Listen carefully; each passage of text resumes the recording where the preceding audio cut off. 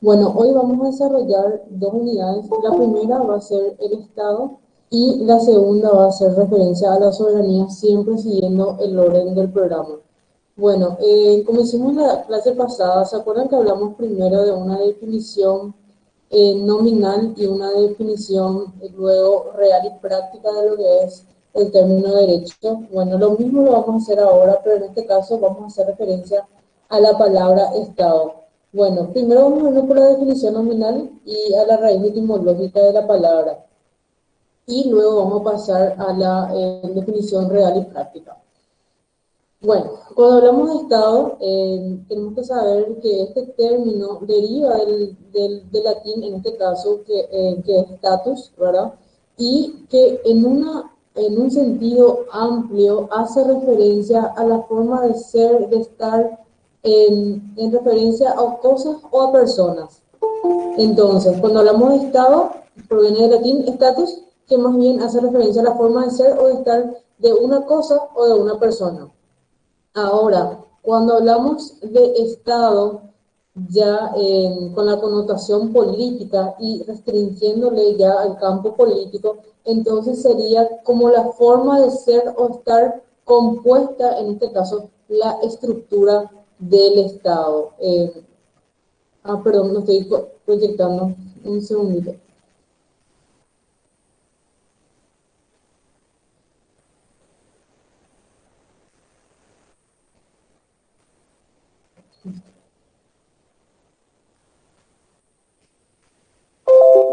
Bueno, entonces ahí como ven, la palabra Estado, definición nominal, como ya les mencioné, proviene del latín status, que en su sentido amplio, como se dijo, entonces hace referencia a la manera de ser o de estar de una persona o una cosa.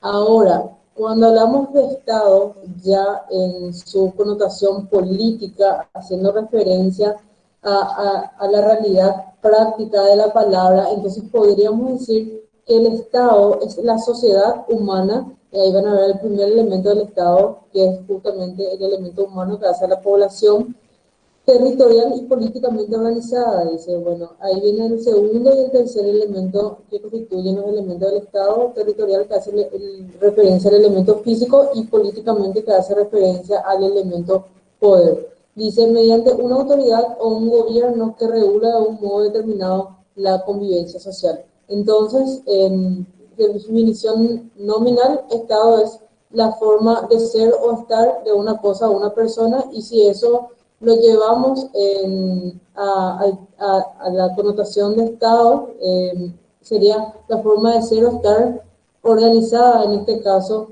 el Estado. Pero ahora, cuando hablamos de Estado, ya de acuerdo a la realidad práctica, entonces hablamos de una sociedad humana, territorial, y el factor fundamental es que está políticamente organizada y que mediante una autoridad o un gobierno que regula entonces de esta manera a través de las normas y el ordenamiento jurídico en la convivencia social en este caso. Bueno, ahí justamente van a ver también en la proyección que menciona que el término Estado recién se utiliza por primera vez, en este caso con Nicolás Maquiavelo, ¿verdad? Porque anteriormente al Estado se lo denominaba de diferentes maneras. Por ejemplo, los griegos lo denominaban polis, los romanos lo denominaban civitas o república en este caso. Bueno, siguiendo un poco con la clase, voy a pasar la proyección para que puedan seguir. Vamos a hablar un poco del origen histórico del Estado en este caso, y vamos a ver a qué responde justamente la existencia misma del Estado, y responde justamente a la necesidad, en este caso, del hombre de organizarse. Entonces podríamos decir que el Estado es producto del carácter político o de la naturaleza política del hombre, que de esta manera, en base a esa naturaleza, llegó a estructurarse políticamente y, bueno, como antecedente primario del Estado en polis, que hoy llamamos Estado. Bueno, vamos a ver que anteriormente, si bien el término Estado, como dijimos recién, aparece recién con Nicolás Maquiavelo, bueno, anteriormente el Estado también había formas rudimentarias, por decirlo así, de asociación de personas que luego fue evolucionando hasta tener lo que es hoy la estructura del Estado como la conocemos. Bueno, entonces como antecedentes más remotos de lo que sería el Estado y las primeras formas de organización que se conoció, podemos citar aquellos grupos de individuos que estaban unidos pero sin ninguna regla fija, o sea, se unían por unirse, ¿verdad? Y bueno, aquí no había algún vínculo que los una, y estas fueron las primeras formas, vamos a decirlo, de organización que se conocieron, que fueron las hordas. Luego esto fue evolucionando y ya la asociación o la agrupación de ciudadanos o individuos, en este caso individuos todavía no ciudadanos, se fue dando ya por un vínculo. Podría ser por el vínculo de sangre, en, como el matriarcado, o por el vínculo de descendencia de la sangre ligado al patriarcado. Entonces, de las hordas se fue evolucionando de, en primer lugar, no tener, o sea, esa unión no ser por ninguna regla fija o por ningún vínculo, luego se fue evolucionando y las asociaciones, en este caso de individuos, ya se daba por el vínculo sangre y por la descendencia, en este caso, y encontramos el patriarcado y el matriarcado por un lado. Luego, así también al vínculo sangre, a esa unión de personas, por el vínculo sangre se fueron uniendo algunos extraños.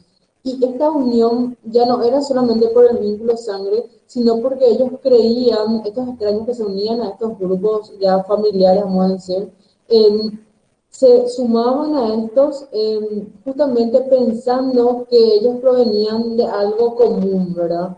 Que provenían de algo superior, que era algo común, o sea, que creían descender todos de la misma cosa, entonces se fueron agrupando de esta forma y esto dio lugar a los genos o los clan, ¿verdad? Quienes, como ya les mencioné, ellos, el vínculo, aparte de la sangre, daba lugar a que otros se integren a ese grupo porque querían descender de algo común. Luego de los clanes que fueron producto de estas uniones, nacen también las fratres, en este caso, que sería como la división de clanes, y de la reunión de estos otra vez nacen las tribus, ¿verdad?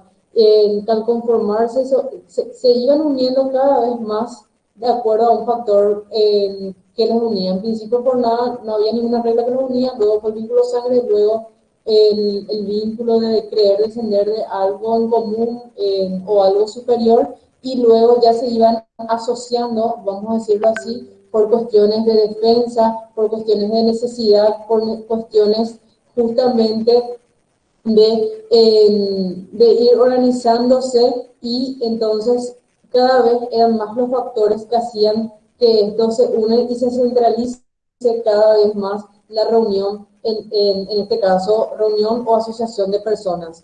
Luego de las tribus, estas tribus dieron origen a las polis, ¿verdad? Que era como ya más bien en algo más centralizado, donde ya era una fusión de todos esos antecedentes que habíamos hablado, ya sea de clanes, de fratrias, etcétera, donde aquí ya se daban los primeros indicios a lo que sería como una comunidad urbana, ¿verdad?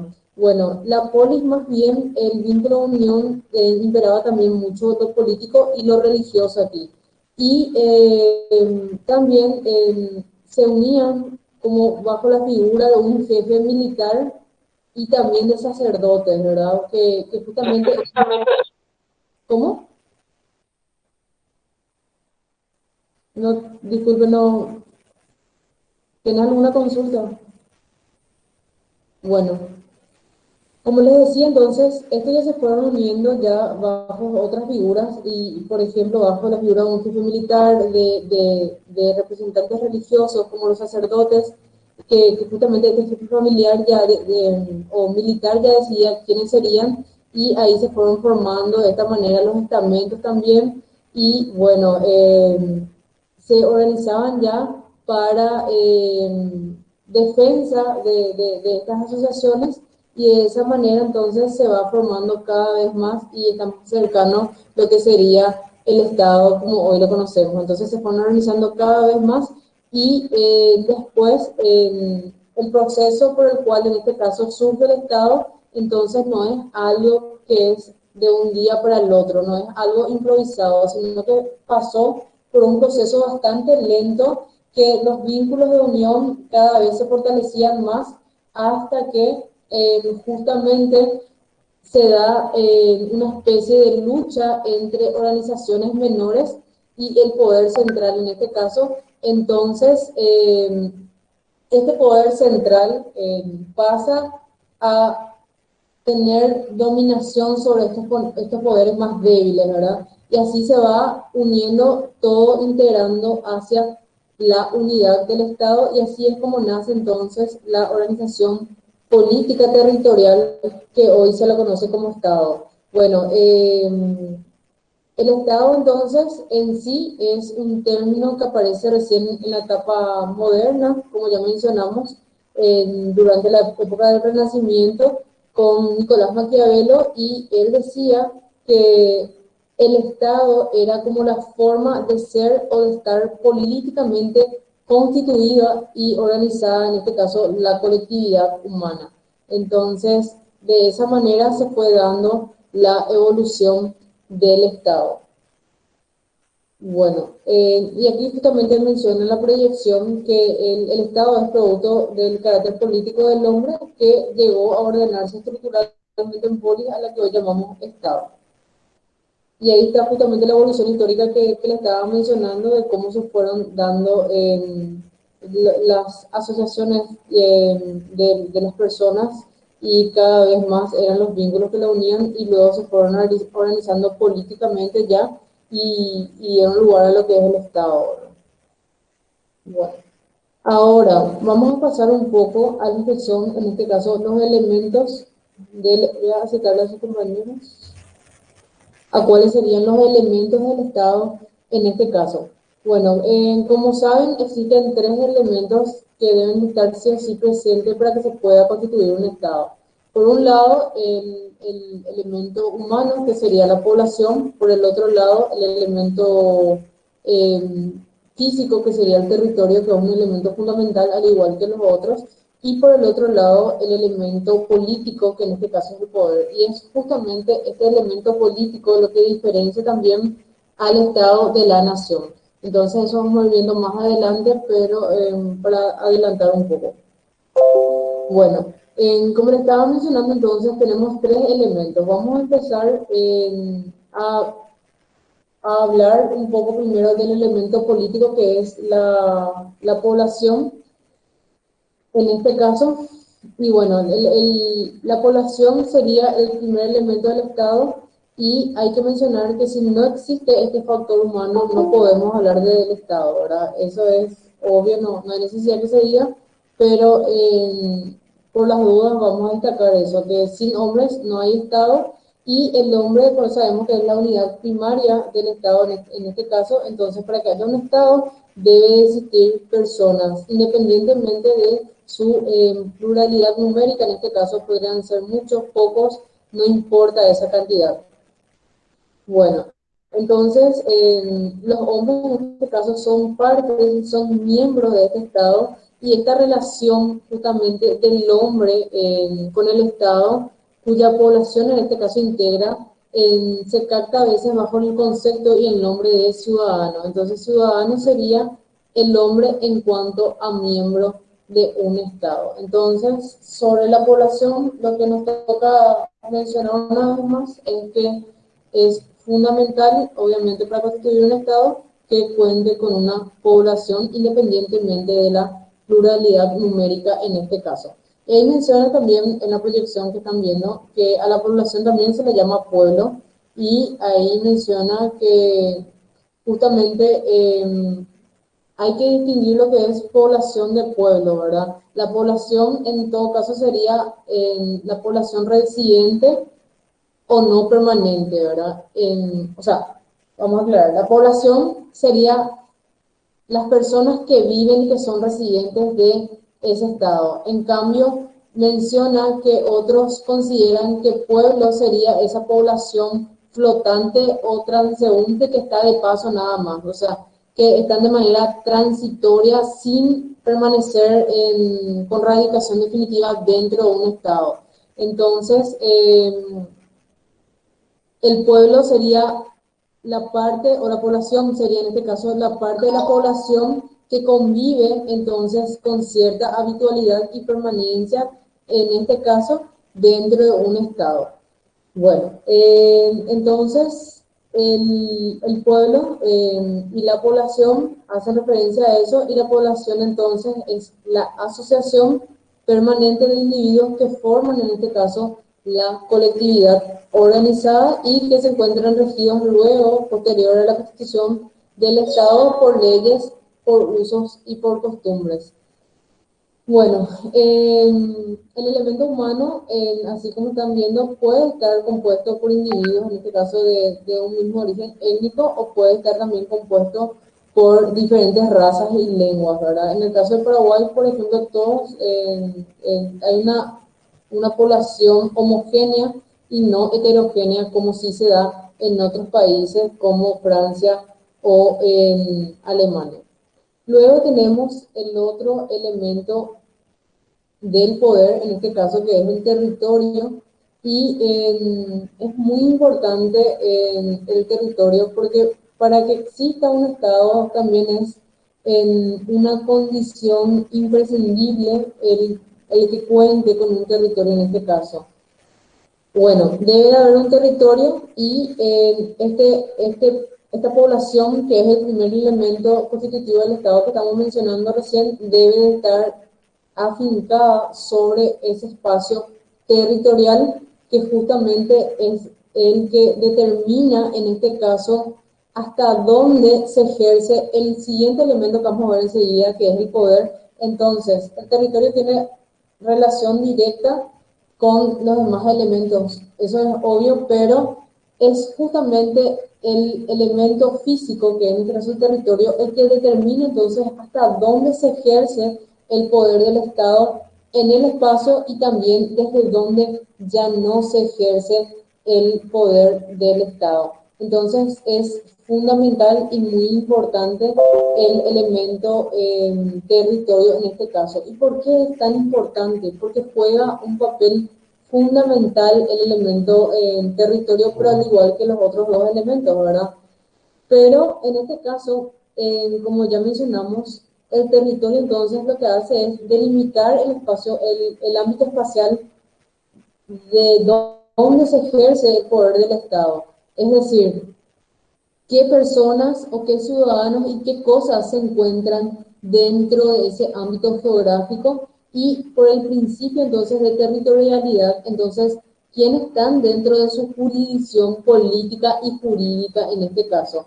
Y también en cuanto a lo político, ¿por qué es importante el territorio? Porque justamente delimita como soberanía no solamente en el orden interno, sino también hacia en afuera, es decir, hasta dónde el Estado ejerce su soberanía, es decir, en su relación ya con otros estados, y hablando ya del derecho internacional público, ¿verdad? Bueno, entonces es por eso también muy importante este elemento territorio, porque de esta manera se afirma también la independencia estatal, que cuando vemos el tema de la soberanía, vamos a ver que por un lado entonces excluye el ejercicio de otro poder político dentro de su espacio físico en este caso, y también por el otro lado, entonces el territorio también a la vez le limita al Estado fuera de su frontera, es decir, que ya no puede ejercer su jurisdicción o su poder fuera del límite de sus fronteras. Entonces, por eso es importante este elemento del Estado, que es el territorio, porque como ven en la última parte de la proyección, señala hasta dónde entonces se ejerce este poder en el espacio y desde dónde también ya no se ejerce. Por eso es muy importante. Bueno, voy a pasar ahora al otro elemento del Estado, que es el poder, ¿verdad? Y cuando hablábamos la vez pasada del derecho en la primera clase, ¿se acuerdan que hablábamos que el derecho sería como un ejercicio modal del poder? Bueno, entonces ahora vamos a hablar de qué es el poder, y vamos a ver en siguientes clases que el poder lo hablamos en prácticamente todas las unidades. En la siguiente unidad que vamos a ver que es soberanía, vamos a ver que tiene relación directa justamente con este elemento poder, porque es el poder supremo o el atributo del poder en base al cual la autoridad del Estado, en este caso, o el poder del Estado es supremo y no admite otro poder que sea igual o superior a este. Y eso vamos a ir viendo en la próxima unidad que vamos a ver posterior a esta, pero para que tengan en cuenta. Voy a acercarle un ratito a sus compañeros. Ahí, okay. Bueno, y lo que les estaba diciendo recién era que justamente los tres elementos del Estado están totalmente relacionados, ¿verdad? Y vamos a ver que en las siguientes unidades cómo se relacionan estos elementos del Estado. Si, por ejemplo, nosotros relacionamos el elemento humano, que es el primero que estamos viendo, con el elemento poder, vamos a encontrar las formas de gobierno, por ejemplo. Es decir, cómo se ejerce este poder en relación con la población. Si se les reconoce derechos, si se les niega derechos o si se limita algunos derechos. Entonces vamos a tener las formas de gobierno, democracia o dictadura, por ejemplo. Ahora, si relacionamos, por ejemplo, el elemento poder con el elemento físico, vamos a ver cómo se ejerce este poder en relación al territorio. Es decir, si se ejerce de manera centralizada o de manera descentralizada. Y ahí vamos a tener las formas de Estado. Es decir, si es de manera unitaria o si es de manera descentralizada, que serían los estados federales en este caso. Entonces, así para que vayan viendo nada más cómo se da la relación entonces entre los elementos del Estado y qué tenemos a consecuencia de esas relaciones que vamos haciendo entre uno y otro elemento en este caso.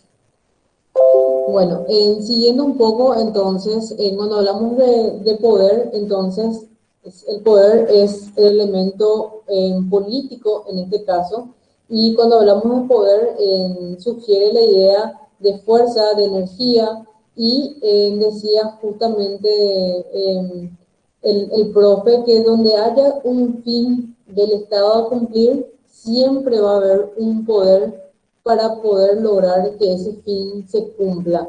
Es decir, el poder sería la capacidad necesaria para alcanzar dicho fin. Es la fuerza que tiene el Estado para lograr los fines que justamente se fija o busca o es la realidad de su existencia, o sea, para qué nace y en base a qué se constituye, ¿verdad?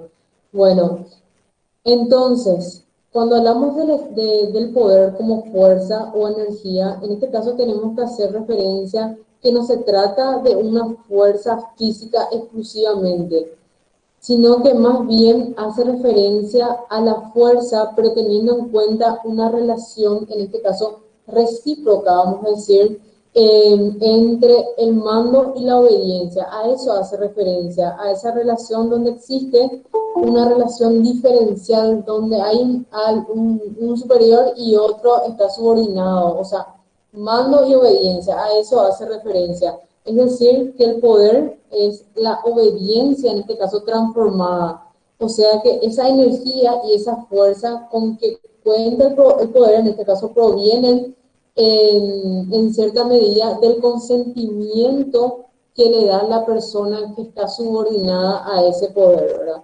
Entonces, de esa manera se respalda esta relación diferencial de mando y obediencia. Bueno, entonces, en otros términos, ¿qué sería entonces el poder? Es la capacidad o la fuerza, como menciona el profe en su libro, de poder organizar entonces al gobierno de la colectividad, en este caso, ya sea por medio de leyes y por las autoridades, en este caso, que son creadas por las mismas, ¿verdad? Entonces, el poder es uno de los elementos constitutivos del Estado y es el elemento político. Bueno, así tenemos entonces ya los tres elementos del Estado que son imprescindibles y necesarios en uno del otro para poder constituir el Estado y sin cual uno de ellos faltase, no podríamos hablar de un Estado en sí.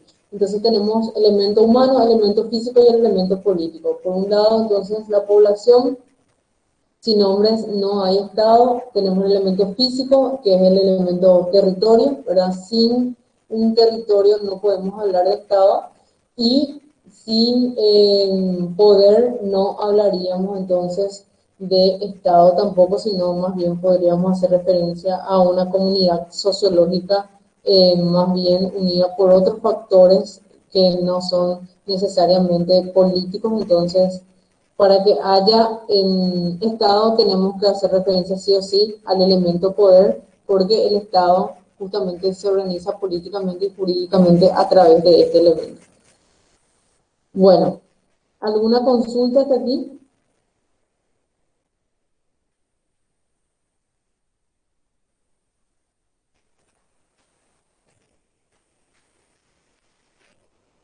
Bueno, voy a seguir entonces si no No, hay. profe, todo súper claro, gracias. Ok, muchas gracias. Bueno, siguiendo entonces, ahora vamos a ver, siguiendo lo que me pide el programa, vamos a ver si existe o no diferencia entre lo que es la nación y el Estado. Desde su punto de vista, ¿existen diferencias entre la nación y el Estado o creen que son términos equivalentes y que hacen referencia a la misma cosa?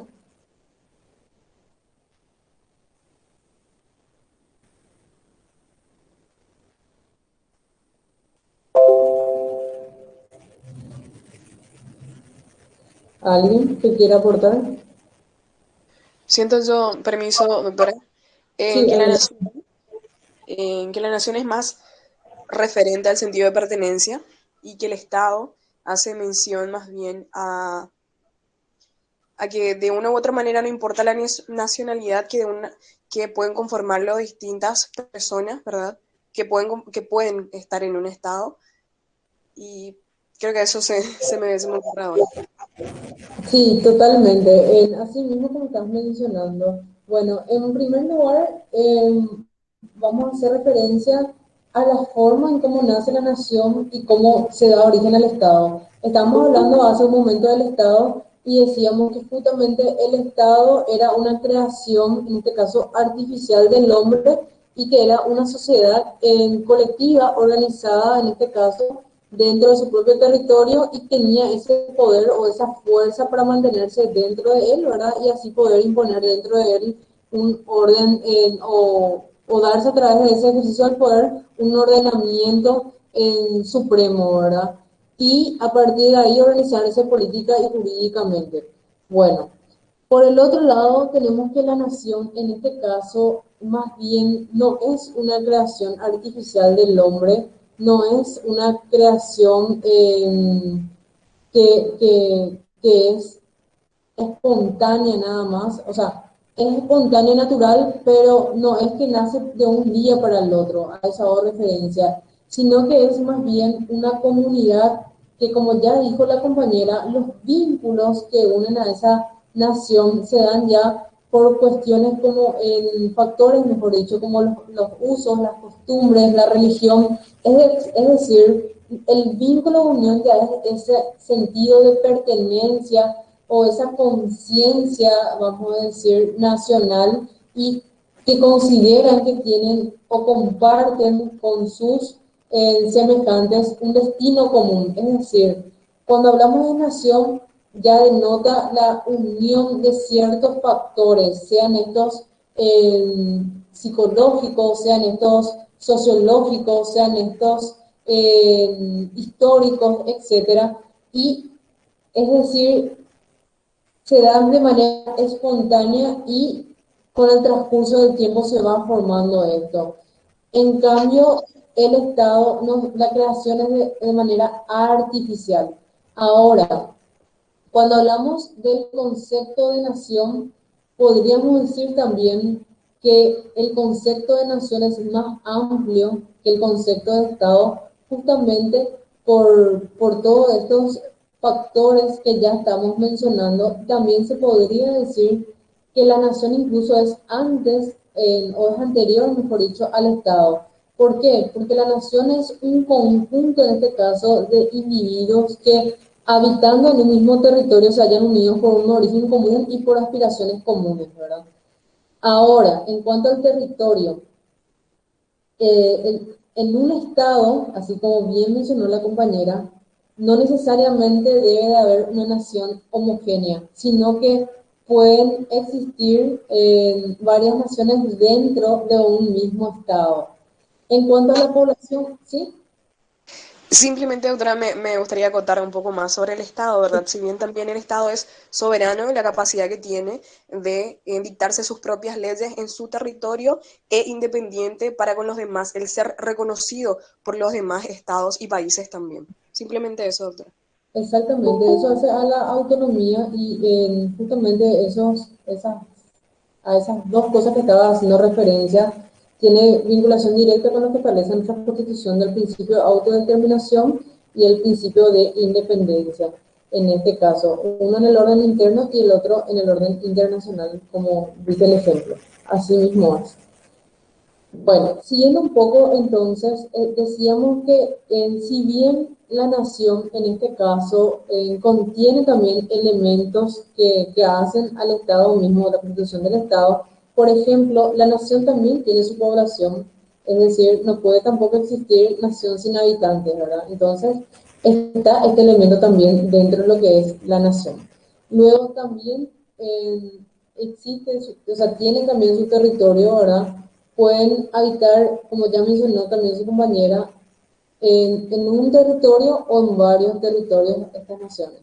Bueno, y el elemento que aquí faltaría sería justamente ese elemento político, ¿verdad? Con el cual no cuenta en este caso la nación. Pero ¿cuál sería otro elemento de unión y cohesión de esta sociedad o de esta comunidad, vamos a decir? Justamente, y es fundamental esto, es el origen común y las aspiraciones comunes dentro de esas personas que se asocian, ¿verdad? Y forman parte de la nación y generan entonces esa conciencia nacional y ese sentido de pertenencia a ese conjunto de individuos que forman la nación. Bueno, entonces este factor psicológico es fundamental y ese es el vínculo que justamente une y de los cuales luego derivan ya la religión, la lengua, las costumbres, etcétera. Entonces todos esos factores hacen que se pueda dar este sentido de pertenencia, esta conciencia nacional y justamente se crea entonces así la nación. Ahora, cuando hablábamos recién justamente de diferencias entre el Estado y la nación, y decíamos también que la nación es anterior en este caso al Estado, es decir, cuando hablamos de nación no tenemos que referirnos a ella como una institución, porque la nación no adquiere por sí misma personalidad jurídica, ¿verdad? Es más bien un nombre de carácter sociológico y no político, porque dijimos que desde el momento que entra a integrar este factor político dentro de una comunidad organizada, ya se pasa a ser un Estado, ¿verdad? Bueno, entonces la nación, a diferencia del Estado, tiene vida por la reunión de sus propios elementos y los factores que ya mencionamos, ¿verdad? Entonces, no es una creación, que también ya mencionamos, no es tampoco una creación artificial del hombre en este caso. Y bueno, esa es otra diferencia que existe. Y también que la nación puede existir sin un Estado. Así como mencionamos, pueden existir varias naciones también dentro de un mismo Estado, pueden coexistir en este caso. Luego también es importante mencionar que la nación y el Estado entonces tienen características diferenciadoras y si bien tienen elementos positivos semejantes, le falta uno que es el elemento político en este caso a lo que es la nación para que finalmente pueda organizarse política y jurídicamente y ahí se convierte en Estado. Ahora, cuando decíamos hace rato que la nación es anterior al Estado.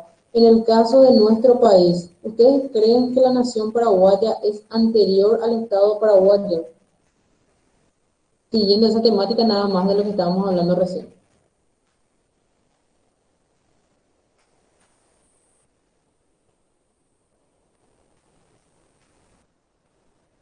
Doctora, ¿puede repetir la pregunta, por favor? Si ustedes consideran que la nación paraguaya es anterior al Estado paraguayo. Sí, doctora, Ok, y decime, ¿por qué sería así la respuesta en este caso? porque el sentimiento, Sí, porque, porque el sentimiento de una nación paraguaya, por ejemplo, doctora, empezó ya a nacer incluso antes de la revolución de 1811. Al hablar del Estado, tomamos, o sea, la palabra Estado como la persona jurídica de un, o sea, o sea, como o la organización política de un pueblo asentado sobre un determinado territorio. Pues la nación paraguaya incluso llegó a nacer, o el sentimiento de la nación paraguaya llegó a nacer antes de la formación del Estado paraguayo. exactamente. Así mismo menciona justamente el doctor también Xavier en su libro, y menciona que la nación es mucho, o sea, en tiempo es mucho anterior al Estado paraguayo y menciona justamente que la nación paraguaya ya se da como producto de la unión de los españoles con los guaraníes y a partir de ahí ya nace esa cultura que hoy nosotros conocemos ya como paraguayos. En cambio, el Estado paraguayo en sí recién se constituye en 1811. A partir de ahí recién podemos hablar del Estado paraguayo, pero menciona el profe que la nación es anterior, en este caso, al Estado. ¿Se entiende? Sí, doctora. Bueno, y acá justamente voy a leer la proyección y para sintetizar entonces esto que también en pantalla, y acá dice que la diferencia esencial que existe entre nación y Estado es que la nación se forma y tiene vida por la reunión de sus elementos, que creo que ya escuchamos varias veces hoy eso, y que no es una creación artificial ni arbitraria en este caso del hombre, sino que es un proceso que es largo y laborioso.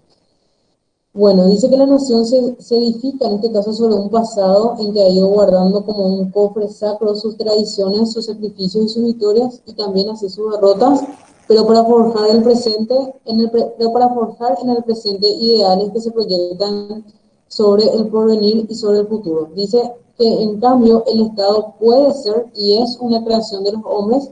En este caso, son ellos quienes deciden cuáles van a ser sus límites territoriales, ya sea mediante la conquista, en la guerra o mediante tratados en la paz. Y dice que consecuentemente además determinan qué población quedará, en este caso, comprendida en ese territorio y la autoridad o el poder que lo gobernará. Y bueno, a eso hace referencia entonces en la diferencia entre nación y Estado. Entonces no son las mismas cosas, por más que muchas veces tienda a confundir estos términos. Bueno, hasta aquí hay alguna consulta o duda sobre esta unidad.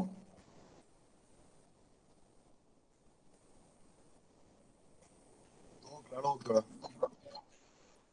Ok, si les parece podemos empezar entonces con la otra unidad, a no ser que quieran 5 minutos para ir a tomar agua o ir al baño, o hacemos de seguido, depende de ustedes. Yo creo que debemos de seguir, doctora. Ok, vamos a seguir entonces. Voy a dejar de compartir esto y vamos a irnos ahora a la unidad 3. Un segundito, por favor.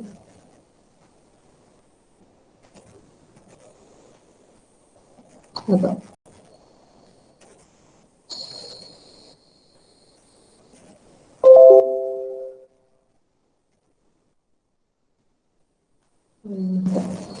Bueno, ahora vamos a hablar en la unidad 3. Vamos a hacer referencia en este caso ya a la soberanía. Bueno, como la vez pasada y como lo hicimos también hoy, cuando hablamos de cualquier término, vamos a tratar siempre de ir primero a su definición nominal y luego a su definición real. Ahora, cuando vamos a hablar hoy de soberanía, hay que tener en cuenta que si bien casi todos los términos que existen en el derecho político, hay una diversidad de opiniones por parte tanto de los politólogos, por los filósofos, etcétera, pero con la soberanía se acentúa aún más esto, porque vamos a ver más adelante que incluso hay autores y doctrinarios que niegan la existencia de la soberanía y esta es una corriente francesa donde niegan que exista la soberanía en sí y mencionan que esto se debe de suplantar, vamos a decirlo así, por otro término que es de la función pública. Pero bueno, antes de irnos ahí, vamos a desarrollar primero la primera parte para poder entender. Bueno, entonces vamos a hacer lo siguiente. Vamos a desarrollar ahora la soberanía, vamos a hacer primero la definición nominal y luego la definición real. Bueno, cuando hablamos de soberanía, entonces tenemos que tener en cuenta que la soberanía, en este caso, en base a la raíz etimológica, viene del latín. Existen dos definiciones nominales, una que hace referencia al latín supremus y otra que hace referencia al latín superanos. En fin, las dos tienen relación con indicando a algo que está por encima o elevado o que es lo máximo, pero sí existen dos definiciones nominales y raíz etimológica de esta palabra. Bueno, el primero que les mencioné era el superanus y en este caso en la definición etimológica dice que el término soberanía proviene del bajo latín superanus y este otra vez viene del latín super, que hace referencia entonces a lo que está por encima de o sobre de. Entonces, esto llevándolo a la arena política y a la connotación política con la cual conocemos la soberanía, entonces sería como el ejercicio de una autoridad suprema en este caso. Ahora, está el otro término también en cuanto a la definición etimológica que es supremos, pero también hace referencia a lo mismo, es decir, a lo más elevado, a lo inapelable, a lo que está por encima de o sobre de o lo máximo. Bueno, y en este caso entonces también hace referencia, llevándolo a la arena política también, la noción de soberanía en este caso entonces hace referencia también a aquel poder supremo que actúa siempre por su propia voluntad y nunca por determinación de otra voluntad. Entonces a eso también hace referencia entonces en cuanto al origen etimológico. Ambas, entonces, según la definición nominal y en base al origen etimológico, ambos términos, tanto superanos como supremos, superanos y supremos, simplifique bien, hacen referencia entonces a lo más elevado y a lo que está por encima de. Ahora, cuando vamos a la definición real ya de lo que es soberanía, con la correspondiente connotación política del término, bueno, hablamos de soberanía cuando, así como también en la proyección, se habla de esa cualidad o atributo del poder del Estado en este caso. Es por eso que hace rato cuando damos la clase de Estado yo le decía que vamos a ir desarrollando este elemento político que es el poder en las siguientes unidades. Y en este caso vamos a hablar del poder, pero de ese poder supremo y que tiene en este caso la soberanía. El Estado, perdón, a través de la soberanía. Bueno, entonces, según la definición real, ¿qué es la soberanía? La soberanía, entonces, es el atributo o cualidad de poder del Estado. Dice, en virtud de la cual la autoridad del Estado, en este caso, es suprema y en base a esa superioridad no está entonces sometido a la autoridad de ningún otro Estado, ya sea tanto en el orden interno como así también en el campo internacional con algunas restricciones impuestas por las leyes internas y el derecho internacional en este caso. Bueno, esta última parte que están viendo acá de la proyección, donde dice que no está sometida a la autoridad de ningún otro Estado, tanto en lo interno como en lo internacional, y ahí menciona que existen algunas restricciones impuestas por las leyes internas y por el derecho internacional. Esta parte quiero que guarden y se graben porque enseguida vamos a pasar a otro punto que nos pide el programa y la respuesta está en estos puntos que estamos leyendo ahora. Entonces, existen algunas restricciones al ejercicio de este poder supremo y vamos a ver por qué. Bueno, siguiendo un poco entonces, tenemos que la soberanía entonces, ¿qué es? Es la cualidad o atributo de uno de los elementos del Estado, que en este caso, como ya dijimos, es el poder, ¿verdad? Entonces, es el poder supremo de un Estado. Entonces, para hablar de soberanía, sí o sí, inevitablemente tenemos que hablar de poder. Es decir, si no existe poder, no podemos hablar de soberanía. Y para que exista el poder, que necesariamente también debe existir un Estado, ¿verdad? Un Estado al cual pertenezca, en este caso, el poder. Por eso es muy importante que para hablar de soberanía haya un Estado en el cual se ejerza ese poder, porque no podemos hablar de soberanía fuera de un Estado, porque fuera de un Estado no existe en este caso poder, ¿verdad? O un poder que esté por lo menos política y jurídicamente organizado en este caso. Bueno, ahora vamos a pasar al siguiente punto de esta unidad. Entonces, ahí está.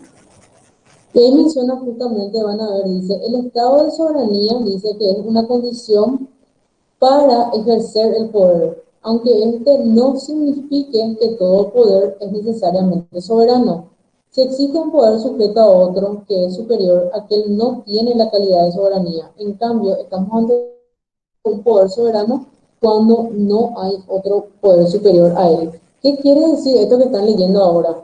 En base a lo que acabamos de ver, entonces podemos decir que cuál es la característica necesaria que debe de tener ese poder para que pueda ser considerado un poder soberano, o que tenga la calidad de soberanía y a la vez se considere como soberanía.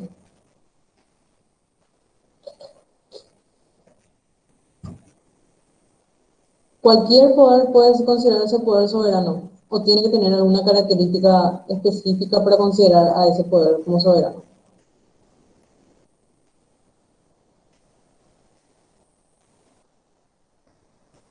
No tengan miedo de participar. Doctora, ¿sí puede repetir la pregunta, por favor? Sí, estamos diciendo acá, estamos leyendo justamente lo que se está proyectando en pantalla y habla de que el estado de soberanía dice que es una condición para ejercer el poder, ¿verdad? Bueno, la pregunta era la siguiente, en base a lo que está aquí proyectándose. Si cualquier poder es considerado un poder soberano o el poder debe de tener una característica específica para considerar a ese poder como soberano. O sea, En, en este caso, permiso, siento yo que la democracia sería la mejor forma de ejercer la soberanía.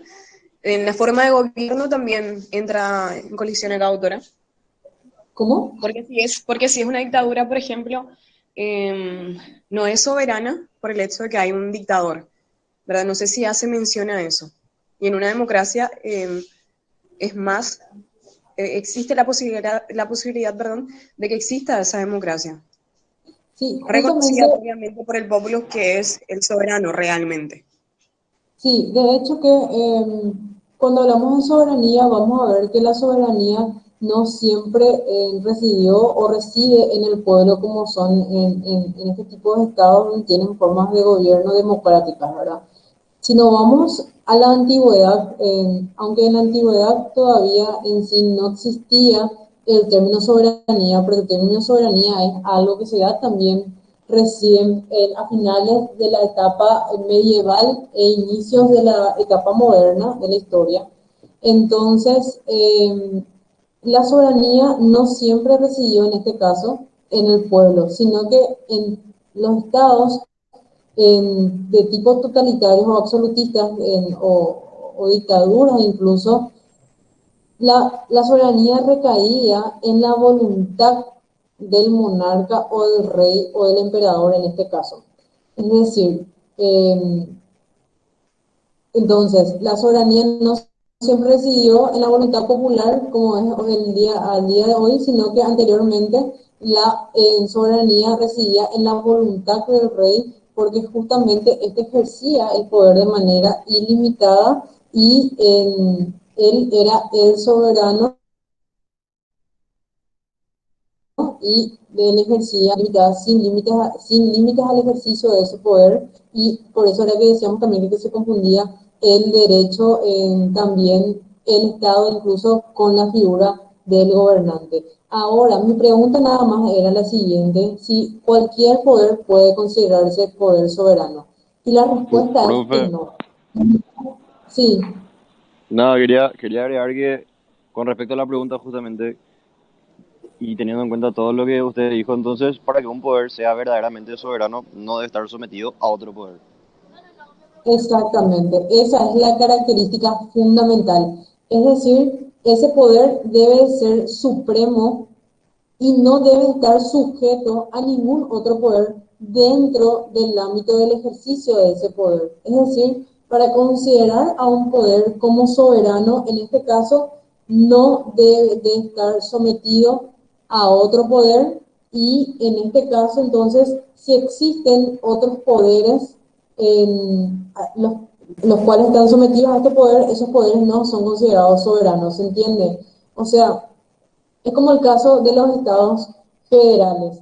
La soberanía, en este caso, en la personalidad jurídica del Estado se da en el Estado federal y no en los estados partes, como por ejemplo las provincias. Si bien tienen autonomía jurídica y tienen autarquía, o sea, se pueden dar sus propias leyes, se pueden dar sus propios presupuestos, pero finalmente el poder, o sea, la soberanía recae en el poder central en este caso. ¿Se entiende? O sea, la unidad en la persona jurídica se representa en ese poder central, y los ordenamientos jurídicos de estas provincias o estados partes deben de estar sometidos, por ejemplo, también al ordenamiento jurídico nacional, por dar un ejemplo. Pero así mismo, como dijo Lucas, es justamente para que un poder tenga la calidad de poder soberano, no debe de estar sometido a otro poder. Entonces no podemos decir que cualquier poder es un poder soberano. Bueno, siguiendo un poco con la clase, entonces vamos a pasar, sí, acá estamos, al desarrollo de otro punto que tiene que ver con la soberanía, tanto en el orden interno como así también dentro del orden internacional en este caso. Bueno, cuando se dice en este caso que un Estado ejerce el poder soberano dentro, desde el punto de vista interno, hacemos referencia a que Estado es soberano y ejerce entonces su soberanía a través de ciertas potestades que tiene para realizar, en este caso, actos de gobierno dentro de ese territorio, y en principio con exclusión de cualquier otro tipo de poder extraño. ¿Se acuerdan la vez pasada en clases hablábamos, en la primera clase, hablábamos de la división del derecho según Ulpiano, y que él hacía una división entre derecho público y derecho privado? Y veíamos que dentro del derecho público teníamos el derecho público interno y teníamos el derecho público internacional. Bueno, cuando hablamos entonces de la soberanía, en este caso del poder soberano del Estado, desde el punto de vista interno, entonces estamos haciendo referencia a cuando el Estado tiene, en este caso, la potestad para poder realizar actos de gobierno dentro de su propio territorio. Es decir, cuando actúa dentro de la esfera, en este caso, del derecho público, y ejerce ese imperio y puede realizar actos de gobierno en este caso, y en principio con exclusión de cualquier otro poder extraño. ¿Y cuáles eran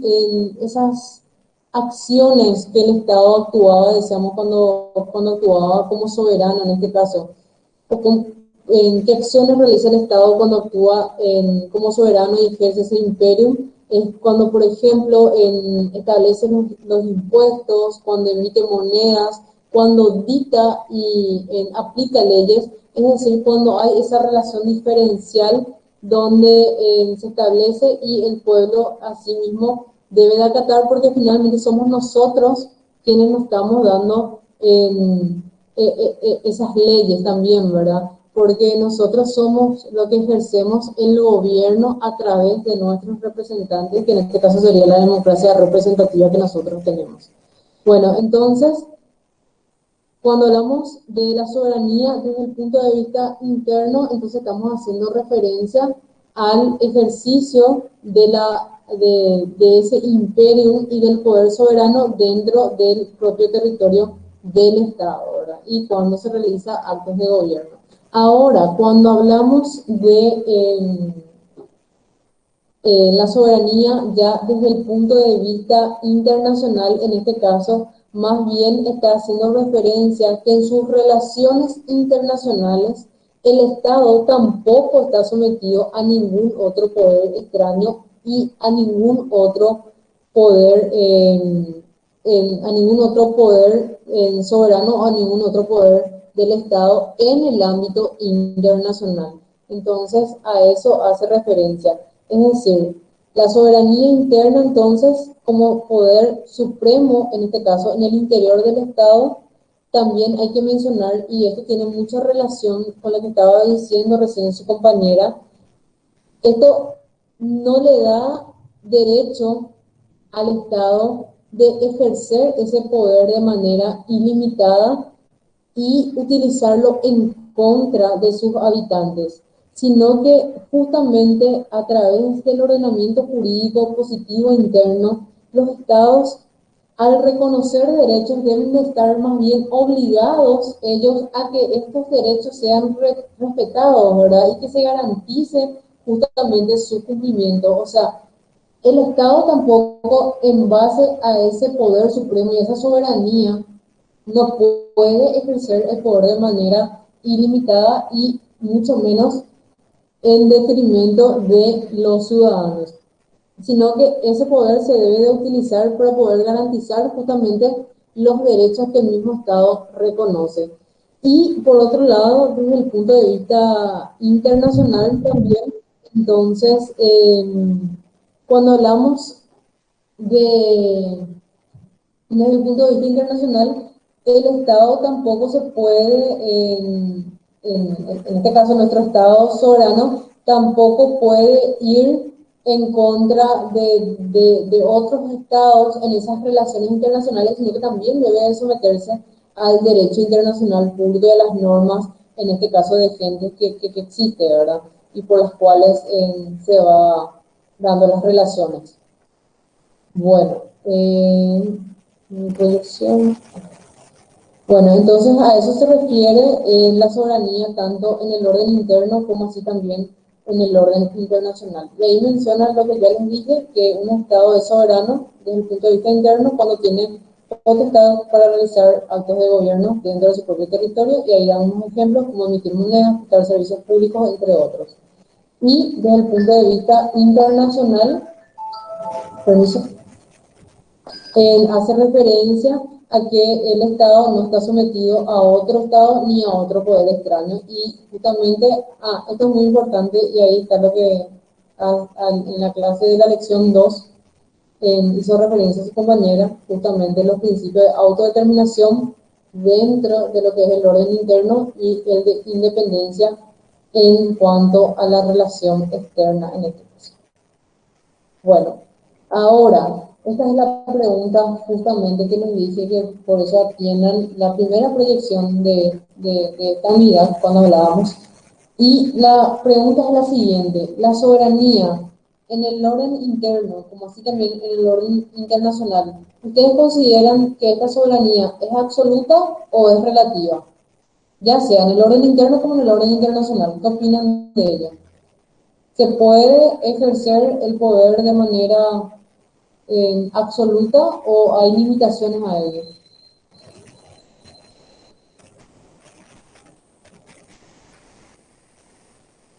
En este caso, doctora, internamente no estaríamos, ¿cómo se dice? Limitados a lo que sería la Constitución Nacional e internacionalmente a lo que serían los tratados o los convenios. Así Eh, mismo. sí, perfecto. Asimismo es, Shirley, como estás mencionando, tanto en el orden interno como así también en el orden internacional. En este caso, la soberanía no es absoluta, sino que es relativa, ¿verdad? En el caso del derecho, en el caso de la soberanía, en el campo de la esfera internacional, por ejemplo, se debe de vivir en un marco de mutuo respeto entre los estados, ¿verdad?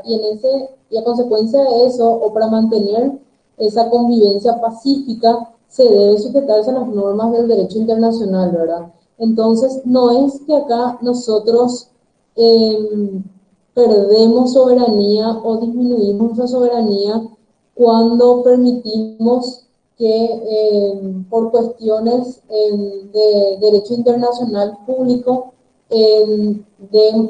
por dar un ejemplo más simple, bueno, al firmar, por ejemplo, así como mencionó su compañera, o suscribir tratados, acuerdos o convenios internacionales e introducirlos, eso a nuestro ordenamiento jurídico interno a través de leyes que reglamentan eso, bueno, nosotros no es que estamos perdiendo soberanía, sino que de manera voluntaria y por cuestiones de convivencia y de objetivos comunes internacionales, nosotros nos suscribimos a ciertos tratados de carácter internacional, como por ejemplo el tema de los derechos humanos, ¿verdad? Nosotros firmamos y nos adherimos a estos tratados internacionales y los introducimos dentro de nuestro ordenamiento positivo interno. Así también como por ejemplo,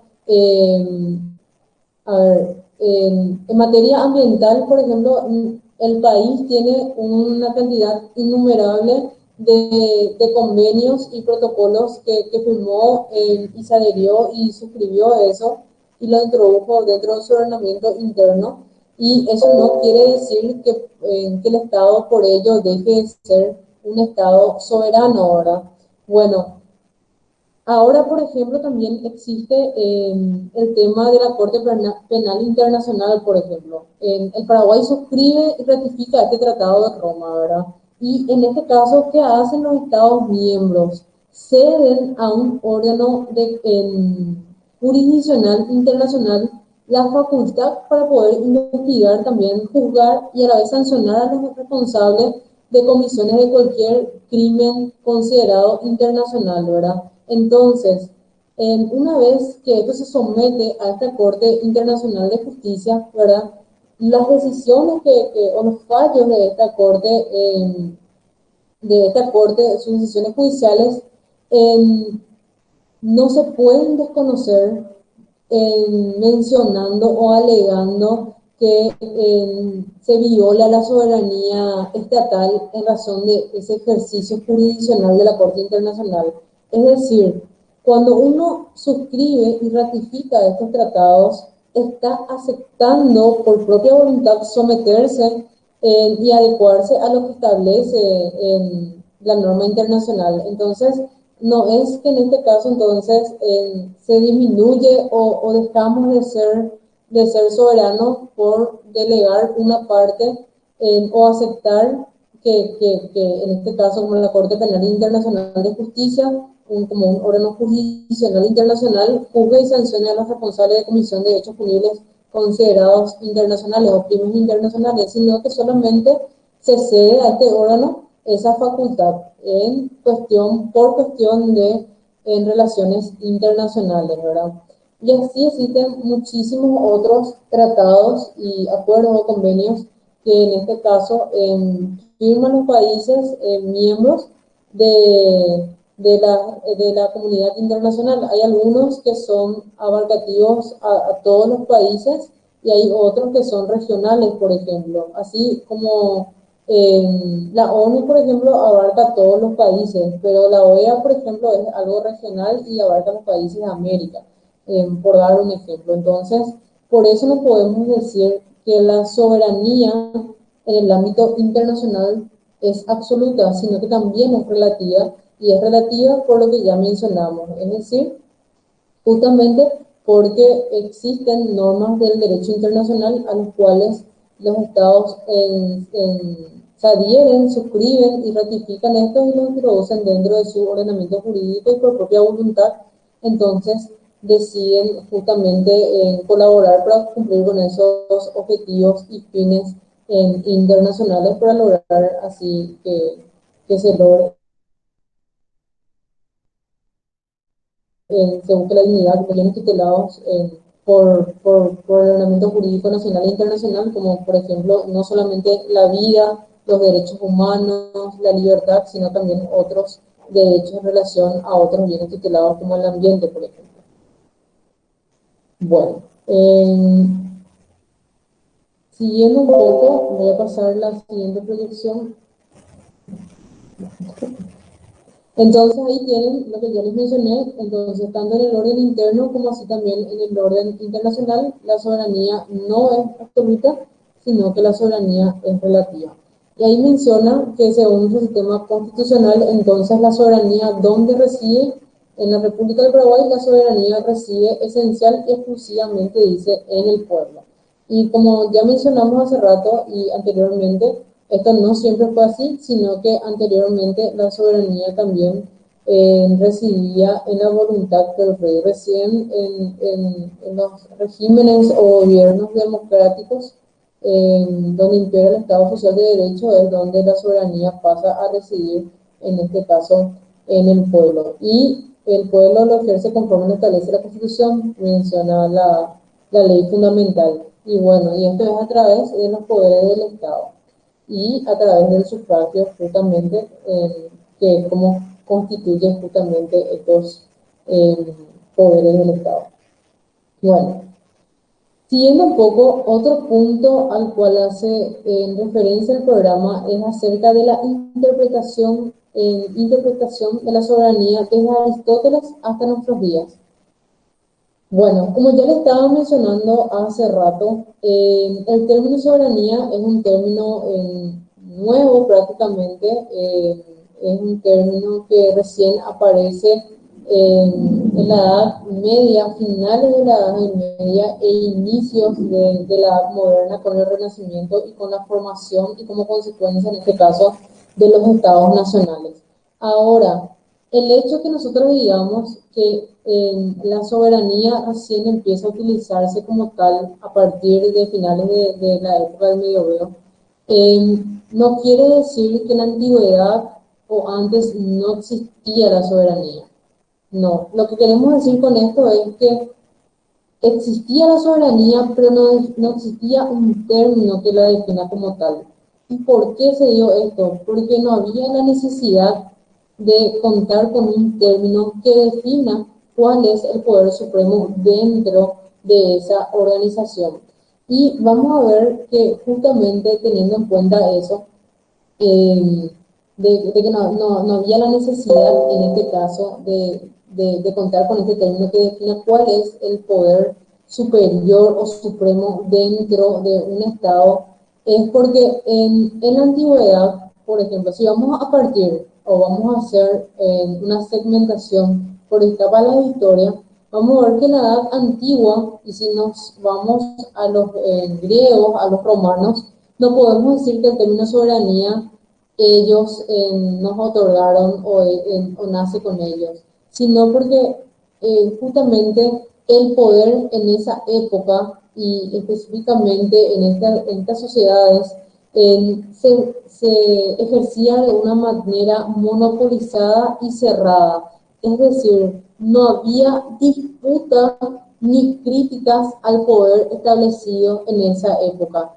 Es decir, tanto en las polis griegas como en las civitas romanas, el poder se ejercía de una manera monopolizada, de manera suprema, es decir, no había ningún otro poder siquiera que le haga frente o le haga competencia a ese poder establecido. Entonces, por ello, no hubo en la edad antigua la necesidad entonces de crear o contar con un término que haga referencia a cuál es el poder supremo dentro de esas sociedades. Entonces, es por eso que no podemos decir que la soberanía se da ya en la antigüedad el término, sino que recién se da a finales de la etapa medieval. ¿Por qué? Porque como ya les mencioné, no había la necesidad en este caso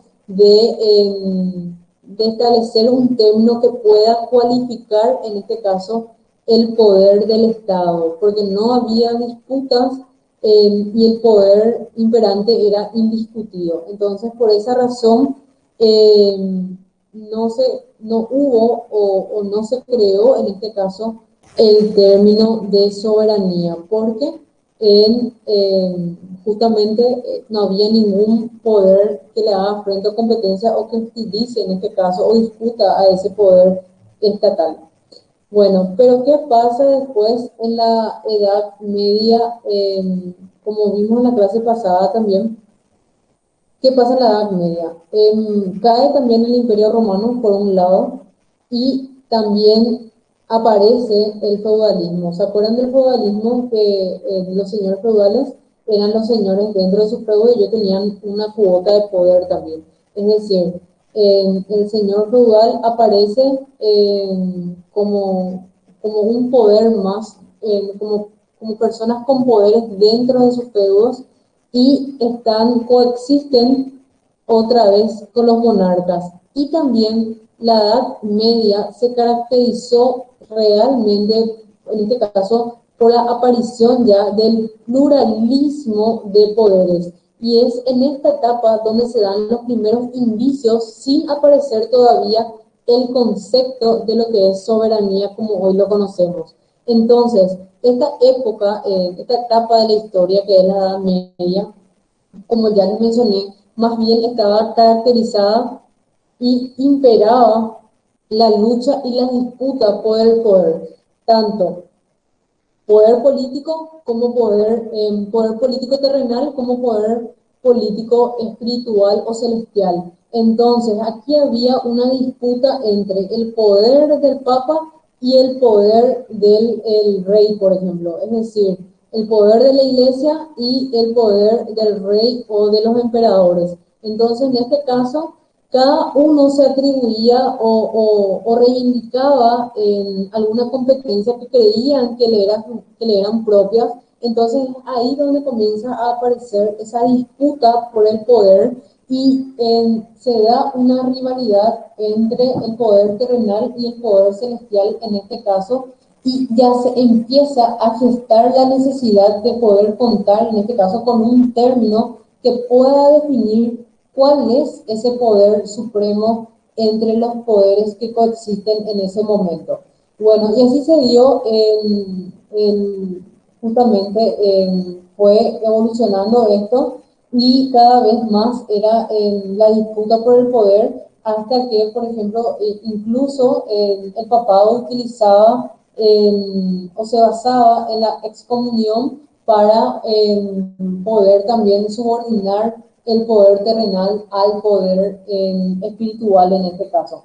Bueno, y conjuntamente con ello, como ya decíamos, también estaban los señores feudales. Bueno, esto al fin y al cabo, luego, como ya mencioné, hubo este enfrentamiento, cada uno pretendía imponer su dominio, cada uno pretendía imponer su proyección, por un lado la iglesia, que justamente lo hacía a través de sus obispos, a través de los señores, a través de los padres, de los señoríos, y por el otro lado también el rey y el poder terrenal en sí, también con los señores feudales, ¿verdad? Entonces, todos estos factores hicieron que haya una disputa ya por el poder y se fue evolucionando de esta manera al mundo moderno. Bueno, y frente y como consecuencia de estas disputas que estábamos mencionando, es que se da lugar a la conformación ya de los estados nacionales.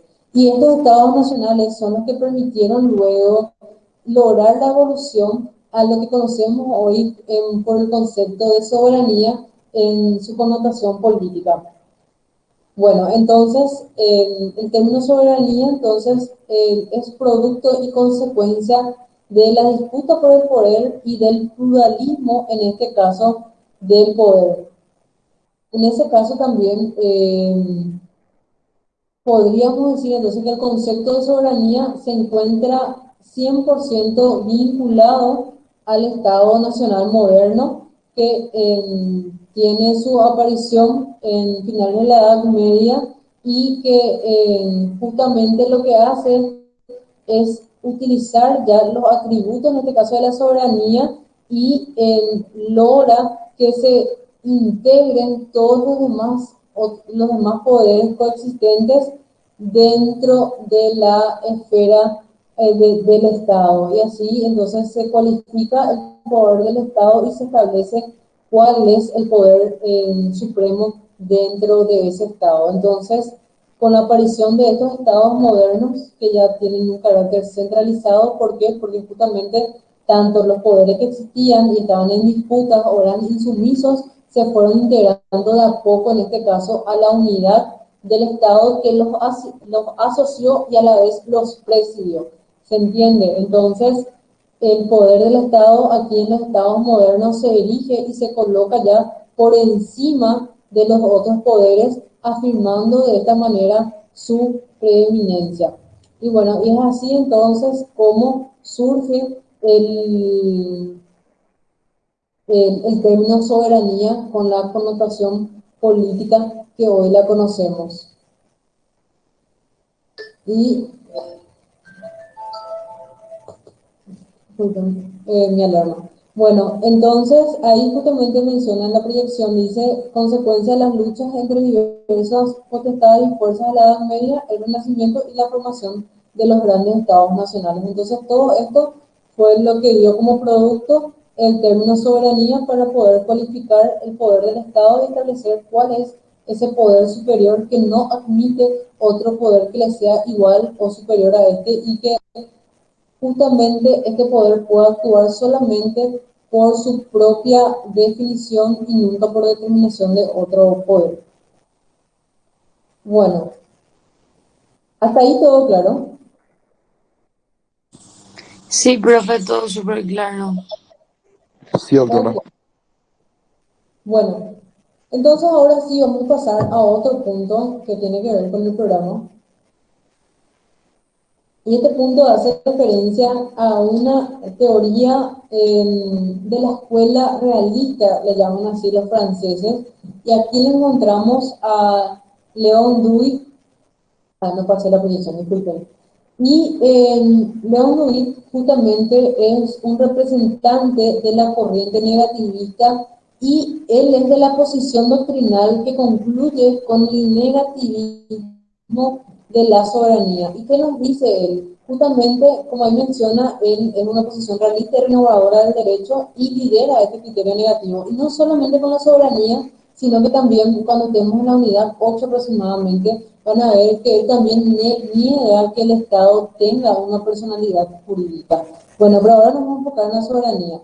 Y él dice que realmente no existe soberanía como tal y él sustituye esta soberanía por la voluntad, ya sea de los agentes o de los funcionarios que ejercen en un momento el gobierno del Estado. ¿Por qué dice eso él? Porque dice que solamente los representantes y que están ocupando cargos en este o alguna función pública son los que tienen la expresión volitiva del cuerpo político.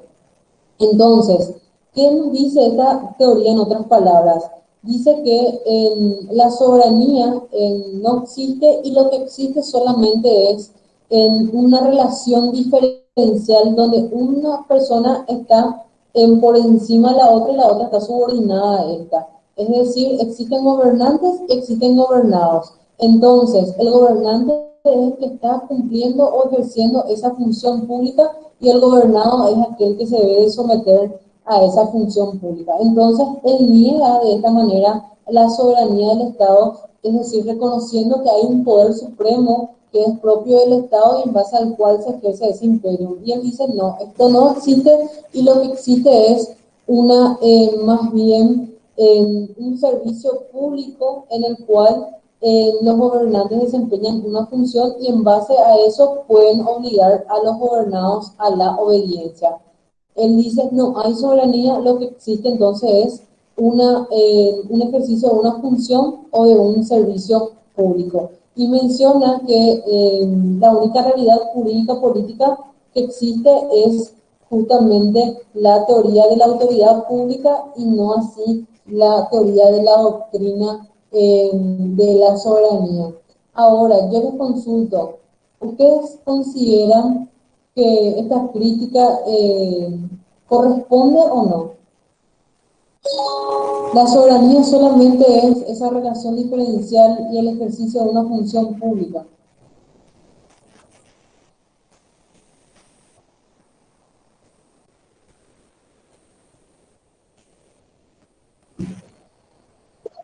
Sí, te escucho.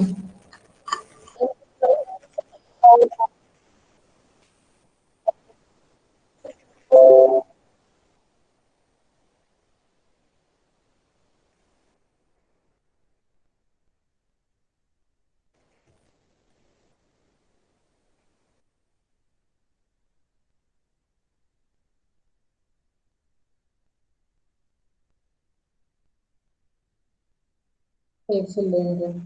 Me parece muy bien. Bueno, entonces tenemos que Dewey lo que hace entonces es niega en este caso la soberanía, la existencia, mejor dicho, de la soberanía y dice que la única realidad que él va a conocer es la autoridad pública y en este caso dice que no podemos hablar de soberanía. Lo que él hace entonces es se aparta de las ideas clásicas que hasta hoy perduran, que es justamente de la existencia de la soberanía, y menciona que este tema de la soberanía o la doctrina de la soberanía debe ser reemplazado por el concepto jurídico de servicio público, con el cual yo estoy totalmente de acuerdo con la opinión y comparto la opinión de su compañera, es decir, no podemos considerar que la soberanía es solamente esa relación diferencial de mando-obediencia, en virtud del cual se le puede obligar a los gobernados a hacer lo que establecen los gobernantes, sino que, y solamente si nos basamos, por ejemplo, en eso, ¿quién le da esa autoridad, en este caso, a los gobernantes para que ejerzan esa función o esa relación diferencial en este caso? O sea, no tiene sentido en sí de ser esta doctrina negativa de la soberanía, porque justamente es el Estado soberano en todo caso el que le da esa potestad para ejercer ese gobierno y mantener esa relación diferencial, en este caso, de mando y obediencia, como menciona Dewey. Entonces, yo también soy de la teoría del criterio realista y positivista, en este caso de la existencia de la soberanía, y no comparto este criterio liderado por Luis, que hace referencia al criterio negativo de la soberanía del Estado y que justamente él sustituye por la voluntad de los funcionarios, agentes o empleados del gobierno. Bueno,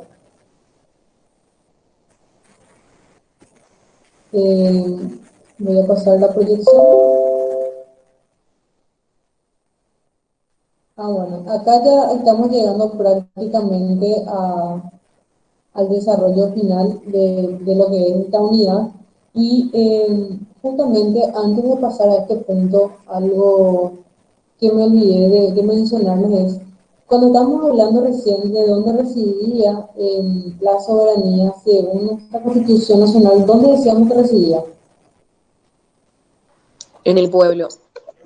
Exactamente. Y sobre ese punto nada más le quería comentar que hay una crítica a ese término que se utiliza en nuestro artículo constitucional, porque según la teoría francesa, ellos consideran que el término está mal utilizado, considerando que la soberanía solamente debe de abarcar a los nacionales y no al pueblo. Según esta teoría francesa, el pueblo no solamente son nacionales de un Estado, sino que también agrupa a los extranjeros. Entonces, cuando se conforma en este caso el Estado y se da sus propias leyes o se crea la Constitución, ¿verdad?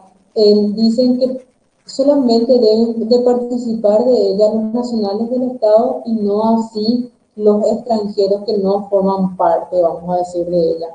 Ahora, yo les consulto a ustedes, desde su punto de vista, ¿ustedes consideran que esta crítica está acorde a nuestra realidad o no? Es decir, ¿se debería de sustituir en este caso el término pueblo por nación, teniendo en cuenta que la Constitución Nacional se la deben de dar solamente los nacionales de un Estado o no? ¿O consideran que el término pueblo está utilizado de manera correcta?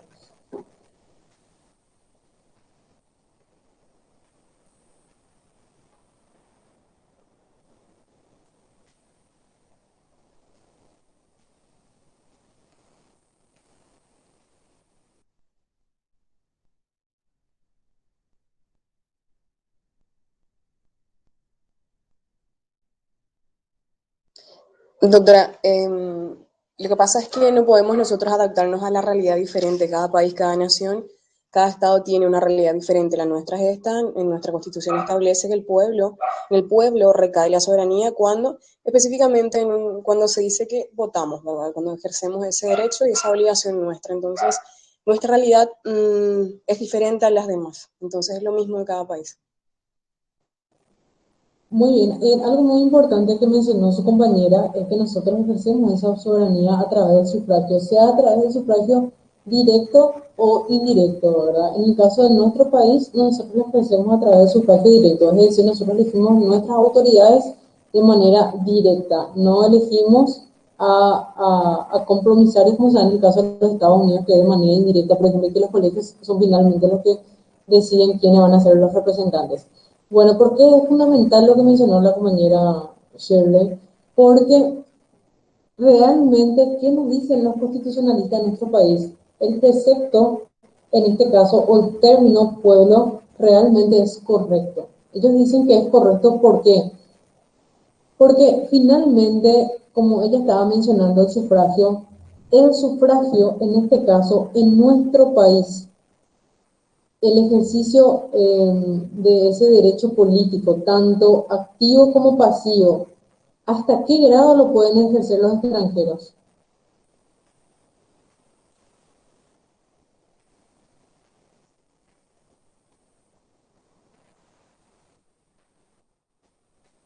¿Alguien?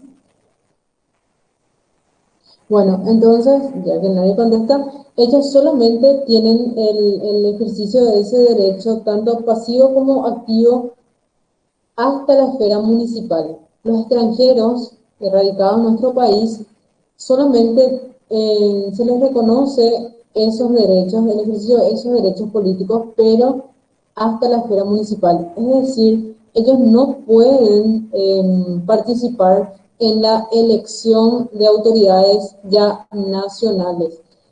Por ejemplo, los extranjeros no votan a los miembros del Ejecutivo, tanto presidente como vicepresidente, como así tampoco a los miembros del Poder Legislativo, independientemente de la Cámara, con sus 45 senadores o 80 diputados. Y de hecho, el Poder Judicial se conforma también a través de los representantes que nosotros decidimos, ¿verdad? Nosotros elegimos a los miembros de nuestros dos poderes, tanto legislativo como ejecutivo, a través del sufragio, y por eso es que ellos gozan de una legitimidad popular doble, se dice, y en cambio el judicial es conformado a través de estos dos poderes, ¿verdad? Pero nosotros somos los que estamos a través de manera indirecta por nuestros representantes conformando ese órgano del Estado, ese poder del Estado. Bueno, y es por eso que se dice que el precepto constitucional sí está bien establecido y es correcto, porque finalmente cuando hablamos de pueblo y la soberanía dentro de nuestra constitución solamente engloba a los paraguayos, no engloba a los extranjeros, porque en cómo se hace, cómo se da el proceso para hacer una reforma o modificar, en este caso, nuestra Constitución se llama a una Convención Nacional Constituyente y en esa etapa solamente pueden votar los nacionales y no así los extranjeros. Y por eso es que se dice que el precepto constitucional sí es correcto y que no es necesario sustituirlo, en este caso, por el término nación, porque de igual manera solamente engloba a los paraguayos y no así a los extranjeros. Sí, ¿querías hablar, Shirley? No, simplemente acotar que justamente justificar de vuelta porque el pueblo hace mención al paraguayo y la población, ahí ya es otra cosa. Entonces ahí sí entran los extranjeros. Entonces simplemente Exacto. acotar eso. Asimismo, la población ya implica en aquellos habitantes de paso o transitorios, ¿verdad? Ya engloba a los extranjeros en este caso, pero el término que se utiliza es pueblo y en este caso, como ya mencionamos, a la hora de darnos nuestra constitución, en ese proceso solamente participan los nacionales y excluyen en principio a los extranjeros. Bueno, ahora sí vamos a pasar al último punto del programa. No es el último punto del programa porque ya desarrollamos el último punto, sino que vamos a hacer una pequeña conclusión ya de lo que fue esta unidad. Entonces, en primer lugar tenemos entonces que la soberanía, como mencionamos, es un atributo o una cualidad del elemento político del Estado que es el poder. En virtud de ese atributo, justamente decíamos que la autoridad del Estado es suprema y en base a eso no está sometida a la autoridad de ningún otro Estado, tanto en lo internacional y como así también en el orden interno. Bueno, decíamos también que la soberanía reside ¿dónde? En el pueblo, y es decir, que la voluntad general del pueblo está constituido como Estado y su ejercicio está delegado en los poderes del Estado, tanto legislativo, ejecutivo y judicial, y esto quiere decir que el pueblo entonces ejerce la soberanía por medio de esos poderes que son elegidos o representados por el pueblo mediante el voto o el sufragio.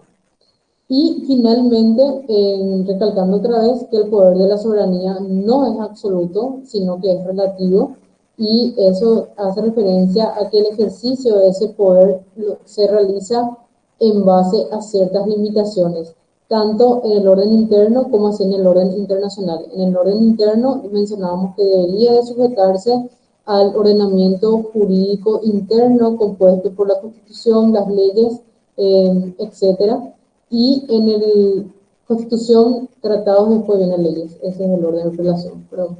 Y luego, también en la esfera o en el ámbito internacional, también está sujeta a las normas del derecho internacional, como son los tratados, convenios o acuerdos a los cuales se adhirió el Estado, en este caso. Bueno, hasta aquí llegamos con la unidad número 3. ¿Tienen alguna consulta, algo que quieran opinar referente a esta unidad?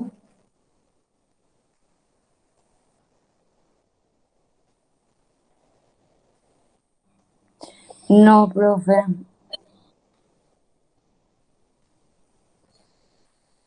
Me preocupa un poco que parece que están todos conectados, pero parece que no está nadie, a excepción de dos personas.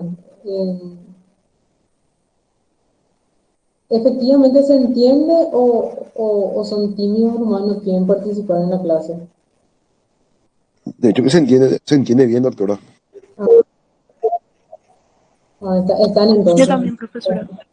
Ok, ahí sí ya me quedo más tranquila, están entonces en clase. Sí, profe, todo claro. Ok, bueno, si no hay consultas o